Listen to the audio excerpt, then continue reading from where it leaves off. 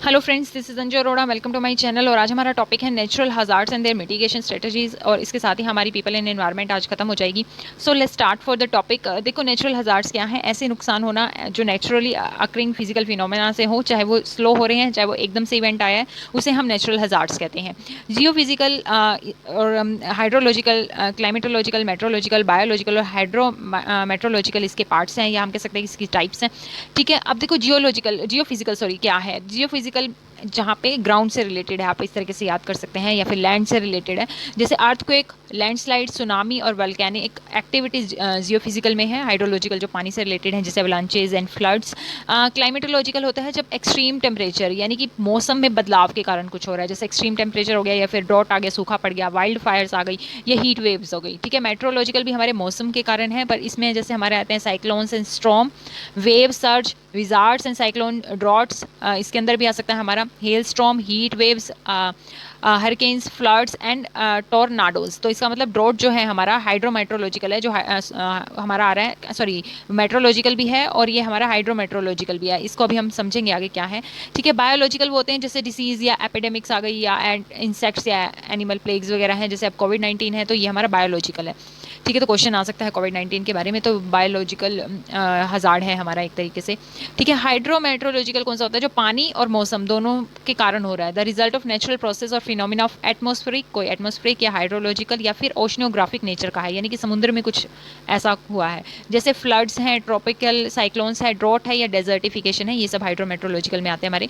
Due to global climate change these natural hazard expected to rise. अगर हम देखें कि अब जो क्लाइमेट चेंज हो रहा है, उसकी वजह से नेचुरल हजार्ड्स की एक्सपेक्टेशन बहुत बढ़ गई है।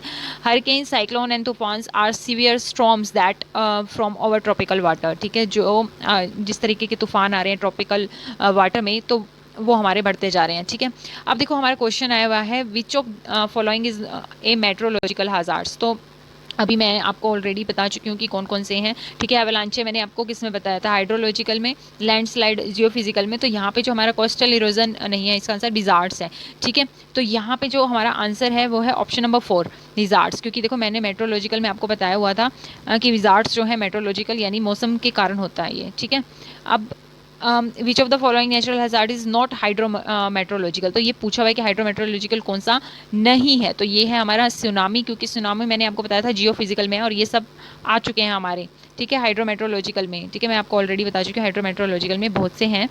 ठीक है, तो स्नो अवलांचे भी उसमें आता है, सी ओरिजन भी इसमें आता है, ट्रिपिकल साइक्लोन भी उसमें आता है, तो सुनामी उसके अंदर नहीं आता है, तो सुनामी है। ठीक है, देखो, जियो फिजिकल हजार्ड्स के अंदर आता है हमारा सुनामी। ठीक है, जिसके अंदर हमारे अर्थक्वेक, वल्केनिक इरप्शन और लैंडस्लाइड्स भी आते हैं। ठीक है, जो किस वजह से होते हैं? जो एक तरीके से हम कह सकते हैं जो हमारी प्लेट्स है ना धरती की, वो मूव करती हैं, तब आते हैं ये। ठीक है, हाइड्रो मेट्रोलॉजिकल हजार्ड्स कब आते हैं? जो क्लाइमेट के कारण आते हैं, एक तरीके से हम कह सकते हैं, और पानी का भी उसमें इफेक्ट होता है, जैसे strong surges, tropical cyclone, strand storms, temperate storms, drought, flooding and tornadoes. ठीक है, तो ये आपने याद रखने हैं।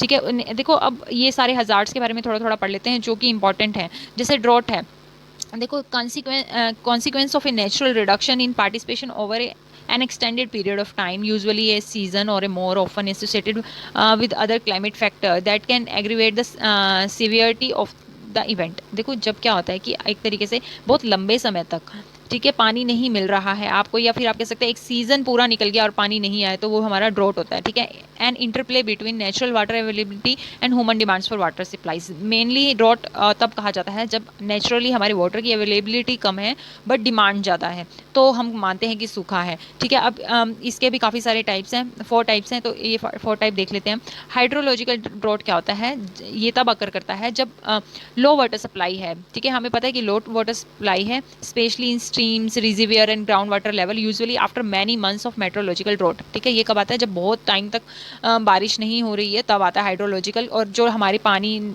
जो रिवर्स का पानी है, या फिर जो भी रिजर्वियर्स हैं हमारे, उनका वो लेवल जो है वो कम होता जा रहा है। ठीक है, एग्रीकल्चर ड्रॉट जब होता है जब हमारी क्रॉप्स जो हैं वो अफेक्टेड हो रही हैं पानी की वजह से, उन्हें पानी नहीं मिल पा रहा। ठीक है, सोशियो इकोनॉमिक ड्रॉट तब होता है जब drought relates that supply and demand of various commodity to drought. ठीक है, कि हमारे जो डिमांड्स हैं वो पूरी नहीं हो पा रही हैं पानी की, और सप्लाई कम है, ठीक है। और मेट्रोलॉजिकल ड्रॉट कब आता है? कैन बिगेन एंड रैपिडली, जो शुरू भी होगा और फिर उसी टाइम बंद भी हो जाएगा। While hydrological drought take much longer to develop and then recover. अगर हम हाइड्रोलॉजिकल ड्रॉट को देखें तो वो रिकवर करने में भी टाइम लगता है और होने में भी टाइम लगता है, ठीक है। जो हमारे रिजर्वेयर्स हैं उनका लेवल कम होने में भी टाइम लगता है और फिर बाद में बढ़ने में भी कम टाइम लगता है। Meteorological drought happen when dry weather patterns dominate an area, जब कहीं कोई एक ऐसा एरिया है जहाँ पे ड्राई वेदर जो है वो डोमिनेट हो गया तो वो मेट्रोलॉजिकल ड्रॉट कहलाता है। ओके, अब देखो क्वेश्चन आया, which of the following type of natural disaster has no definite beginning and end, तो वो कौन सा है? वो है हमारा ड्रॉट, क्योंकि हमें नहीं पता कि ड्रॉट कब शुरू हुआ और कब खत्म हुआ, क्योंकि इसका कोई पता नहीं लगा सकता ना कि कब ये ड्रॉट सूखा पड़ना हमारा स्टार्ट हुआ, ठीक है, और कब खत्म हुआ। जब पानी का लेवल कम होने लग जाता है तब हमें पता लगता है कि हाँ यहाँ सूखा पड़ रहा है, ठीक है,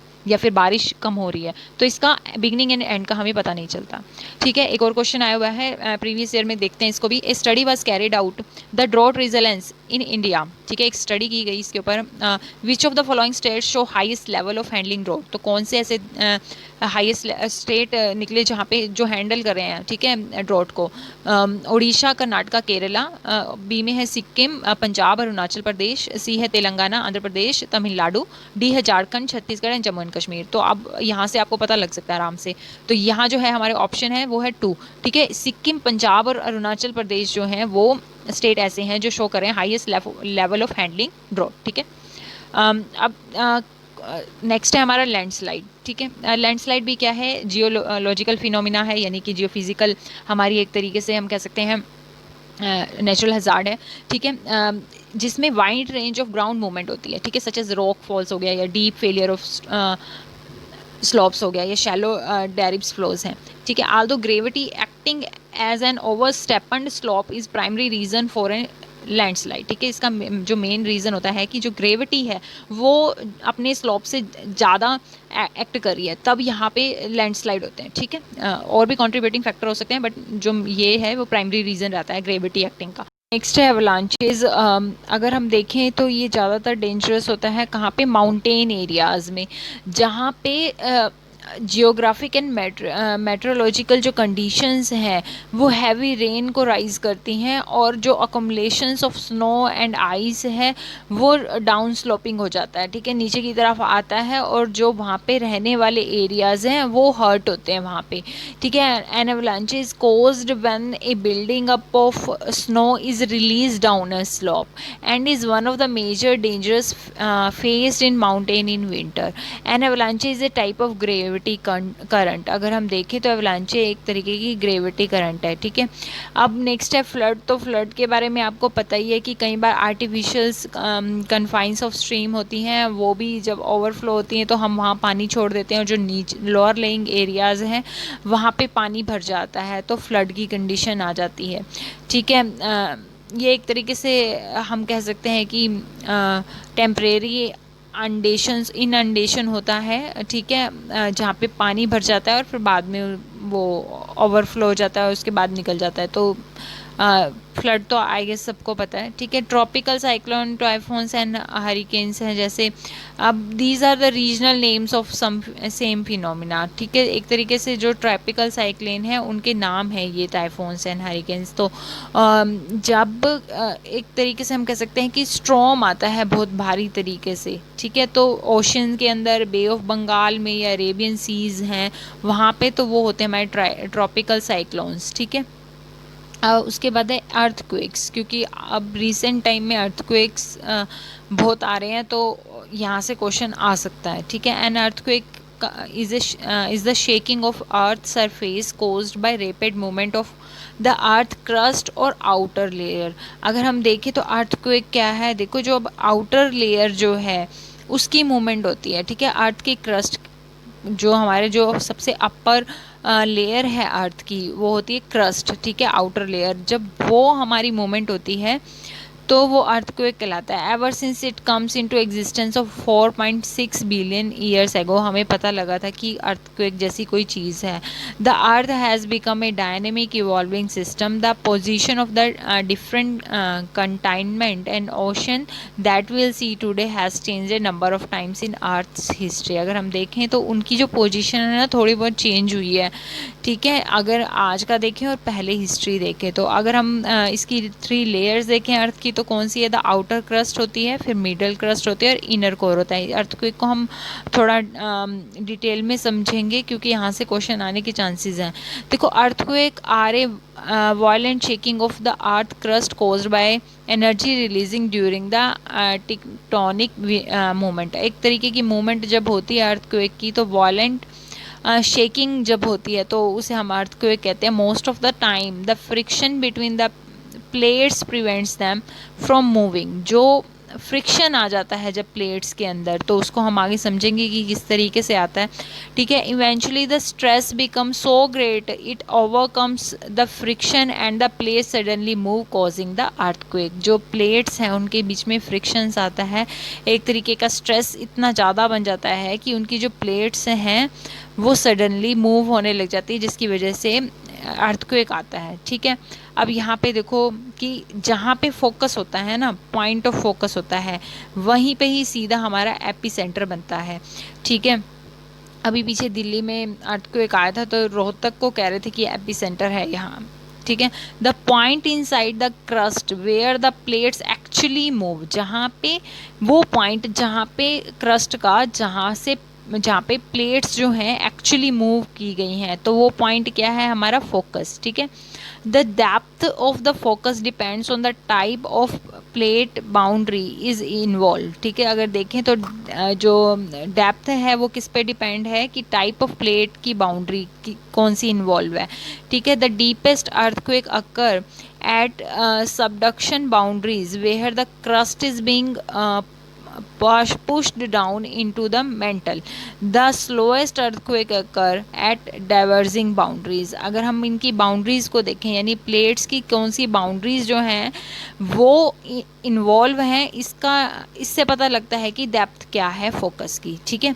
और जो डीपेस्ट अर्थक्वेक होते हैं वो होते हैं हमारे सबडक्शन बाउंड्रीज पे। ठीक है। अगर जो फोकस है वो सबडक्शन बाउंड्रीज है क्रस्ट का, तो वहाँ पे हमारे फिर डीपेस्ट अर्थक्वेक होंगी, जहाँ पे क्रस्ट जो है पुश डाउन होगी मेंटल की तरफ। ठीक है। द शैलोएस्ट अर्थक्वेक्स जब होते हैं जब डाइवर्जिंग बाउंड्रीज पे हमारा जो डाइवर्जिंग बाउंड्रीज हैं वो वाली प्लेट्स इन्वॉल्व हैं। तो ठीक है। अब the focus the epic centre is usually more interest of for us because it can mapped and easily scenes. हमें एपी सेंटर पता चल जाता है। फोकस जो है, the AP centre of the earthquake is the point on earth surface directly above. तो जो अर्थ के फेस पे डायरेक्टली अबव होता है ना, जो जहाँ फोकस है उसके डायरेक्टली जो अबव है ना क्रस्ट का, वो ही हमारा एपिक सेंटर होता है। ठीक है। अब देखो हमारी 3 तरह की वेव्स होती हैं अर्थक्वेक में जो निकलती हैं। ठीक है। There are 3 different types of seismic waves each with distinct property है। ठीक है। हमें उसके बारे में पता होना चाहिए। ठीक है। 3 टाइप्स की वेव्स हैं, पी वेव्स हैं, एस वेव्स हैं, एल वेव्स हैं। ठीक है।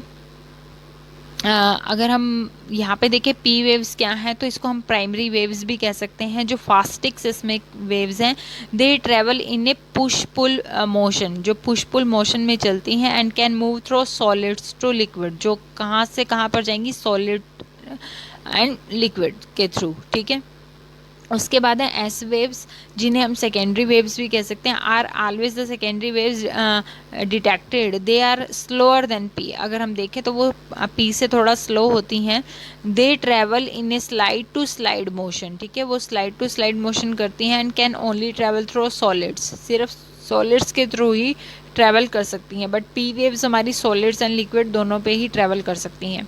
नेक्स्ट है हमारा एल वेव्स, जिसको हम लॉन्गिट्यूडनल वेव्स भी कह सकते हैं, और या फिर हम इसको सरफेस वेव्स भी कहते हैं। But the most destructive to the human structure हैं ये। देखा जाए तो सबसे ज़्यादा डिस्ट्रक्टिव यही वेव्स हैं। Their destructive power is the result of their vertical up and down movement होती है इसकी, causing rock to rise and falls as the wave passes through. ठीक है। देखा जाए तो ये एक तरीके से कॉज है राइज और फॉल का। ठीक है। जब ये पास थ्रू होती हैं तो। ठीक है। अर्थक्वेक देखा जाए तो 3 टाइप की अभी मैंने आपको बताया कि वेव्स हैं, primary, secondary and L waves यानी इसको हम लॉन्गिट्यूडनल वेव्स भी कह सकते हैं और इसको हम सरफेस वेव्स भी कह सकते हैं, ठीक है। Which arrive at the seismic recording station one after other. both P and S waves जो हैं वो इंटीरियर ऑफ द अर्थ होती हैं, ठीक है, सरफेस पे नहीं होती हैं, इसीलिए इनको हम बॉडी वेव्स भी कहते हैं। क्या कहते हैं हम इनको? एस और पी वेव्स को बॉडी वेव्स। और तीसरी है हमारी सरफेस वेव्स जिसको हम एल वेव्स भी कह रहे हैं। ट्रैवलिंग ओनली थ्रू क्रस्ट होता है surface sorry surface waves are of lower frequency than body waves होती है and are easily distinguished on the seismogram as a result, ठीक है। तो वो जो यंत्र होता है उस पर हम डिस्टिंग्विश कर सकते हैं कि कौन सी वेव है ये। Though they arrive after body waves, पहले बॉडी में वेव्स आएंगी फिर सरफेस की वेव्स आएंगी, उनकी वजह से पी और एस वेव्स की वजह से ही सरफेस वेव्स आती हैं, और सरफेस में अगर वेव्स आती हैं तभी अर्थक्वेक माना जाएगा और कह सकते हैं हम कि उससे ज़्यादा वो ज़्यादा डिस्ट्रक्शन करेगा। It is the surface wave that are almost entirely responsible for the damage and destruction associated with earthquake. This damage and strength of the surface waves are reduced in deeper earthquakes. Okay, slide. अब देखो the combined effect of P waves, P wave refraction and S wave क्या होता है? Observation is that some areas on earth will receive any type of seismic waves. The area that is not hit any seismic waves is called the shadow zone, ठीक है। देखो जब combined effect होता है P और S waves का, ठीक है, अगर वो दोनों इस तरीके से चल रही है ना तब वहाँ पे कोई इस तरीके की मूवमेंट नहीं होगी जिसको हम कह सकते हैं शेडो जोन, ठीक है। द एरिया जहाँ पे कोई भी हिट नहीं हो रहा किसी भी सेस्मिक वेव्स का, that is called the shadow zone, ठीक है। तो ये जो नेचुरल डिज़ास्टर आते हैं उनके लिए एक मिटिगेशन स्ट्रेटजी बनाई जाती है। मिटिगेशन का मतलब क्या है? एक प्रोएक्टिव स्टेप लेना, यानी कि डिज़ास्टर आने से पहले ही हम कुछ स्टेप्स लें ताकि जो ह्यूमन को लॉस होने वाला है या उसकी फाइनेंशियल कॉस्ट आने वाली है उसको हम रिड्यूस कर सकें, ठीक है, जो इस डिज़ास्टर के बाद आएगी ना उसको, ठीक है। The mitigation efforts are generally organise in 3 primary activities होती हैं। पहले तो रिस्क को एनालाइज करना है कि क्या रिस्क हो सकता है इस डिज़ास्टर का। दूसरा, रिस्क को रिड्यूस करना है कि हम कैसे इसको रिड्यूस कर सकते हैं, कम कर सकते हैं, क्योंकि देखो रिस्क तो रहेगा, ऐसा नहीं है कि कोई नुकसान ही नहीं होगा, बट हम उसको रिड्यूस कर सकते हैं रिस्क को। फिर जो रिड्यूस करेंगे उसके बाद इंश्योरेंस, कि हमें पता है कि इतना हमारा रिस्क है तो हम उसको इंश्योरेंस करा लें, ठीक है। The mission of any mitigation efforts is to proactively avoid and moderate its impact, कि मिटिगेशन एफर्ट्स क्या हैं, मिशन बनाएं कि हम प्रोएक्टिवली पहले ही अवॉइड कर सकें या मॉडरेट कर सकें, कम कर सकें इसके इम्पैक्ट को जो हमारे नेचुरल डिज़ास्टर आने वाले हैं, ठीक है। अब इसमें 2 टाइप के होते हैं, स्ट्रक्चरल और नॉन स्ट्रक्चरल। स्ट्रक्चरल कौन सा होता है? जैसे कि which reduce economic and social impact, okay, जैसे डैम्स हैं, विंड ब्रेक्स हैं, टेरेसिंग हो गया हमारा एक तरीके से, और या फिर हज़ार्ड रेजिस्टेंस बिल्डिंग्स हम बनाते हैं, तो ये स्ट्रक्चरल मिटिगेशन है जो कि रिड्यूस करेगी इकोनॉमिक एंड सोशल इम्पैक्ट को। नॉन स्ट्रक्चरल एक्टिविटीज़ होती है जैसे कि पॉलिसीज़ बनाई जाए, इनके लिए प्रैक्टिसेस की जाए which raise awareness of hazards and encourage development to reduce impact of disasters. जैसे कि हम पेड़ लगाएं, हम ये अवेयरनेस बढ़ाएं कि पेड़ लगाने से नेचुरल डिज़ास्टर जो है कम आएंगे, तो वो सब नॉन स्ट्रक्चरल में आ जाती हैं। जैसे अवेयरनेस बढ़ाएं कि आपको अगर ऐसा कुछ होता है तो आपने कैसे रिड्यूस करना है इस चीज़ को, कैसे आप नुकसान से बच सकते हैं, तो ये सब हमारी नॉन स्ट्रक्चरल एक्टिविटीज़ हैं।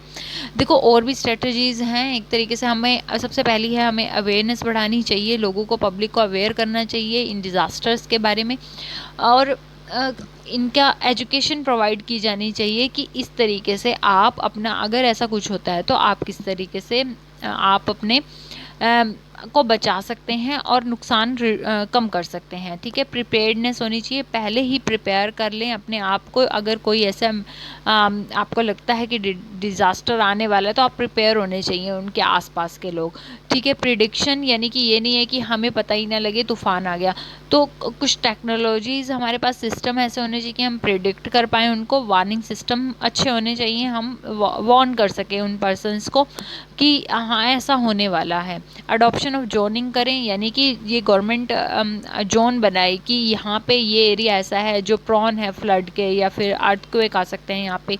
लैंड यूज़ प्रैक्टिसेस होनी चाहिए, बिल्डिंग कोड्स जो हैं वो रिक्वायर्ड होने चाहिए।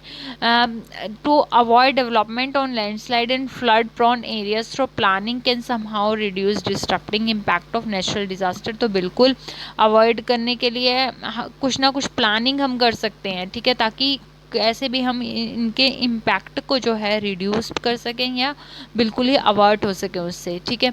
अब देखो, अगर हम सिस्टम इंडिया के अंदर देखें तो proper measures for prevention and mitigation of after effects of disaster, long term measures have been taken, but it also requires a proper mechanism, ठीक है। अगर हम देखें तो कुछ यहाँ पे प्री असाइनमेंट्स हैं, कुछ इंस्टीट्यूशन हैं at the central, state and district level पे।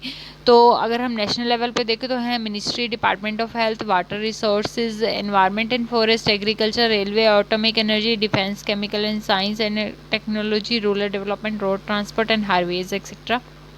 स्टेट गवर्नमेंट, स्टेट में देखें तो state government and union and territory administrator ही ये काम कर रहे हैं हमारे, ठीक है। एक एक्ट भी बनाया गया है 2005 में, नवंबर 2005 में एक एक्ट बनाया गया है, इस डिज़ास्टर मैनेजमेंट एक्ट, ठीक है। ये जो एक्ट है उसमें एस्टेब्लिश हुए हैं हमारे national disaster management authority, state disaster management authority जो स्टेट को देखेगी, डिस्ट्रिक्ट डिज़ास्टर मैनेजमेंट अथॉरिटी जो डिस्ट्रिक्ट का देखेगी, और इनके बीच में कोऑर्डिनेशन होगा।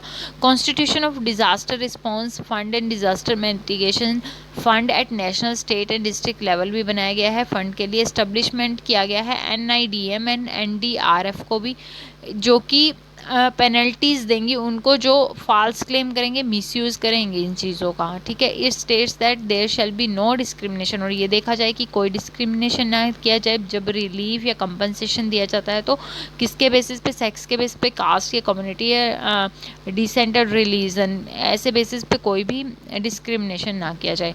Okay, so that is all for today, we will meet in the next video. Till then stay blessed, keep study. Okay, bye bye. So complete हो गया हमारा आज का पीपल एंड एनवायरनमेंट। ओके।